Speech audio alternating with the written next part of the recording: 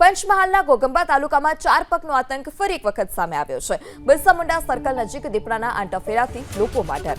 સ્થાનિક લોકોએ વન વિભાગને જાણ કરી દીપડાને પાંજરે પૂરવા સ્થાનિકોએ માંગ કરી છે।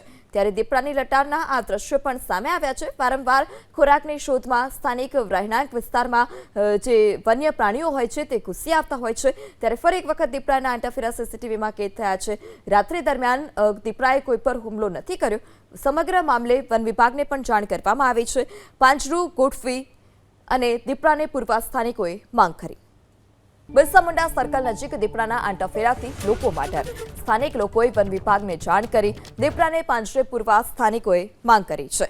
ત્યારે દીપડાની લટારના આ દ્રશ્યો પણ સામે આવ્યા છે। વારંવાર ખોરાકની શોધમાં સ્થાનિક રહેણાંક વિસ્તારમાં જે વન્ય પ્રાણીઓ હોય છે તે ઘૂસી આવતા હોય છે। ત્યારે ફરી એક વખત દીપડાના આંટાફેરા સીસીટીવીમાં કેદ થયા છે।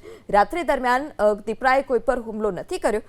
સમગ્ર મામલે વન વિભાગને પણ જાણ કરવામાં આવી છે।